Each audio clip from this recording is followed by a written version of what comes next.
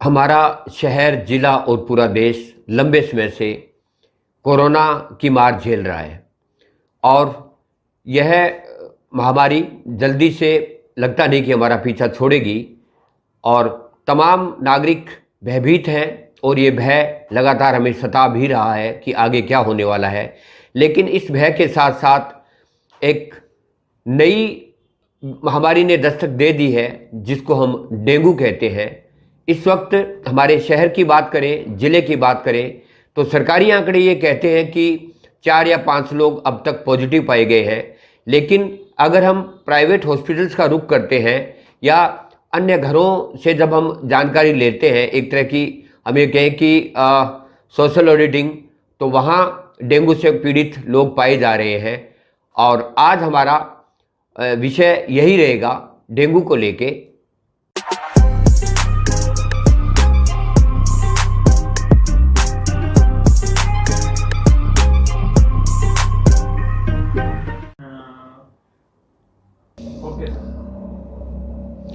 मैं सुभाष सिंगाठिया, स्वर्ण आभा न्यूज़ के हमारा प्राइम टाइम में आपका हार्दिक स्वागत करता हूं।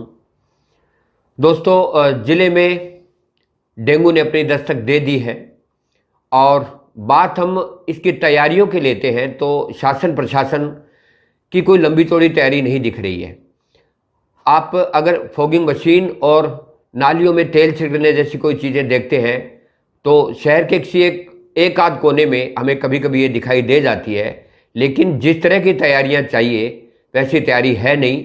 और शासन और प्रशासन, हम ये कहें कि कुंभकर्ण की नींद सोया हुआ है, तो इसमें कोई अतिशयोक्ति नहीं होगी, क्योंकि ये लोग तभी जागते हैं जब पूरा शहर और शहर के बहुत अधिक लोग इसकी मार झेल चुके होते हैं। और उसके बाद भी होता क्या है, अगर कोई मौतें भी होती है तो वही जिस तरह से ऊपर के स्तर पर आयोग बिठा दिए जाते हैं, ये लोग अपनी जांचें बिठा देंगे और हर मरने वाला व्यक्ति इनके लिए सिर्फ एक केस होता है, इससे ज़्यादा कुछ नहीं। फिर भी अगर उनसे खोद खोद के बात पूछी जाती है तो ये कहते हैं कि ये सब क्यों घटा, इसके लिए हमने जांच बिठा दी है, जब बाद में इसका पता चलेगा। आप गाँव पे नज़र डालो, गाँव में जब हम बहुत से लोगों को हमने फ़ोन किया तो उनका भी ये कहना है कि नहीं, इस तरह की प्रशासन और शासन की तरफ से कोई तैयारियां नहीं हो रही है। और शहर में हम देखते हैं तो वहाँ भी यही हाल है। इस महामारी के एहतियातन, चाहे वो जिला कलेक्टर हो, चाहे वो नगर परिषद के वो तमाम सक्षम लोग जो इसके बचाव के लिए काम कर सकते हैं, उसके लिए एक बड़े स्तर पर एक अभियान हो, लोगों को जागरूक किया जाए और जागरूकता के साथ साथ वो तमाम चीज़ें जो इसके बचाव के लिए काम आनी है उनको सक्रिय करें, ताकि लोगों में ये बीमारी फैले उससे पहले शहर का बचाव हो। शहर के हर वार्ड में, हर मोहल्ले में नालियों में तेल का छिड़काव हो और day by day fogging machine का पूरा प्रयोग हो। हर वार्ड में फॉगिंग मशीन का अगर प्रयोग करेंगे तो मच्छर अंततः एक जो फौज है मच्छरों की इस वक्त, वह चली जाएगी और नए पैदा भी नहीं होंगे और ये तमाम चीज़ें हमें इस बीमारी से बचाएगी। इस बीमारी से बचने के लिए एहतियातन हम हमारे शहर के बीकानेर शिशु हॉस्पिटल के संचालक और इस शहर के प्रतिष्ठित डॉक्टर धर्मेश गर्ग जी से बात की कि इस बीमारी से कैसे बचा जा सकता है और शहरवासी और क्षेत्र के लोग कैसे इस बीमारी से बच सकते हैं। तो हम बात करते हैं डॉक्टर धर्मेश गर्ग से। डॉक्टर साहब, जो कुछ फैल रहा है शहर के अंदर और इतना ज़्यादा है कि कोरोना को लोग भूल रहे हैं और डेंगू को याद कर रहे हैं, तो इसके बचाव के लिए आम नागरिक को किस तरह की एहतियात बरतनी चाहिए ताकि कम से कम लोग इस बीमारी की जद में आए? आप इन चीज़ों के विशेषज्ञ हैं और उम्मीद करेंगे कि शहर को आपके इस वक्तव्य का फ़ायदा हो। ये बड़ा सुंदर सवाल है आपका। मैं आपको बहुत धन्यवाद दूंगा। ये बड़ी उपयुक्त जानकारी है जनहित के लिए। जो डेंगू है इस समय बहुत ज़्यादा फैल रहा है। इस समय जो मुख्य बीमारियों में से एक डेंगू एक बीमारी है जो आम मौसमी बीमारियां चलती हैं, ये समय डेंगू का है। और ख़ास बात ये है कि इस बीमारी का तो रोकथाम संभव है। ये वो बीमारियां हैं जिनकी एंटी इलाज या जिनकी दवाइयाँ ईजाद नहीं हुई। सपोर्टिव ट्रीटमेंट तो है पर दवाइयाँ ईजाद नहीं हुई, और पर बचाव इनका बड़ा साधारण है, सिर्फ जानकारी की ज़रूरत है। डेंगू जिस मच्छर के काटने से फैलता है, यूजली डेंगू का मच्छर दिन में खाता है। हमारे एल्बो के नीचे जो नेकेड पार्ट होता है, नी के नीचे जो नेकेड पार्ट होता है, ये कॉमन साइट है जिस पे मच्छर शाम के टाइम, दिन में, अर्ली मॉर्निंग, डे टाइम में काटता है। मच्छर से कटने से बचने के लिए हमारे पास 3 मुख्य बातें हैं। सभी लोग सोचते हैं हमने दिन भर गुड नाइट तो लगा रखी है, उससे तो मच्छर हमारा मर जाएगा। ऐसा नहीं है। यूजुअली जो मच्छर है ना, वो शाम के टाइम घरों में घुसते हैं। जी। अगर हम शाम को 5 से 8 के बीच में अगर मच्छर मारने वाली दवाई छिड़क के उसको मार दें, तो जो नई पॉपुलेशन आ रही है वो भी मर जाएगी, और जो पुरानी पॉपुलेशन मच्छर की है वो ख़त्म हो जाएगी। जो अड़ोस पड़ोस में किसी को डेंगू हुआ है, तो वो मच्छर जब किसी डेंगू पीड़ित को काटता है तो स्वयं डेंगू का शिकार होता है। फिर शिकार मच्छर जब किसी और को काटता है तो वो शिकार होता है। अगर हमारे घर के मच्छर की पॉपुलेशन को हम टाइम टू टाइम मारते रहेंगे तो हमारी बीमारी काफ़ी हद तक बचत रह जाती है। सेकंड, मैंने जैसा आपको कहा, ये एक्सपोज्ड पार्ट पे काटते हैं जी। एक्सपोर्ट पार्ट पे काटते हैं ना, तो अगर अब कवर्ड छोटे बच्चों को कवर्ड कपड़े ज़्यादा पहनाएंगे, स्लीवलेस कपड़े कम पहनाएंगे, तो वो डे टाइम में उनके काटने की बचत काफ़ी हद तक रहेगी। फिर हम आ जाए ना, तो इन बीमारियों का जो इलाज और रोकथाम दोनों में बड़ी साधारण बातें हैं। अधिकतर मरीज स्वयं ठीक होने वाले होते हैं जी। जो डेंगू का इलाज अगर आप सुनेंगे तो आश्चर्य करेंगे। जब तक ये बीमारी माइल्ड स्टेज में है, साधारण स्टेज में है, विदाउट कॉम्प्लिकेशन के साथ है, मोस्टली ये बीमारी साधारण स्टेज से में ही रह के ख़त्म हो जाती है। कुछ % लोगों को ये सीरियस स्टेज में जाती है। तो जब तक ये साधारण स्टेज में, इसका मुख्य इलाज है पानी ज़्यादा पीना, यानी पैरासीटामोल, और बार बार पानी पीना ही तो मुख्य इलाज है। अगर शरीर में पानी की कमी नहीं हो पाएगी, मुंह से जब तक मरीज एक्टिव है, अलर्ट है, स्वयं पानी पी पा रहा है, तो इस बीमारी में किसी अन्य ट्रीटमेंट की ज़रूरत नहीं है। अगर डेंगू का मरीज ये क्लियर भी हो गया, आपने टेस्ट करा लिया कि मरीज को डेंगू है, तो दूसरी अनावश्यक दवाई बंद कर दो कि भाई डेंगू है।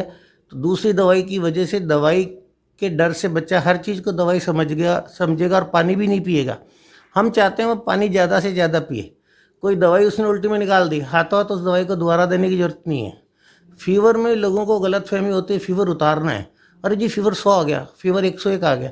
अगर आपका बच्चा अलर्ट है, खेल रहा है, कंफर्टेबल है, तो फीवर की दवाई का उपयोग फीवर को 104 से नीचे बनाए रखने के लिए दी जाती है, और बच्चे को अलर्ट बनाए रखने के लिए दी जाती है। फीवर को हमें कम रखना महत्वपूर्ण है। अगर बच्चे का बुखार उतार देंगे, बड़े आराम से पानी पी लेगा। पानी के साथ दूसरे तरल भी मिल जाएंगे उसके उम्र के अनुसार।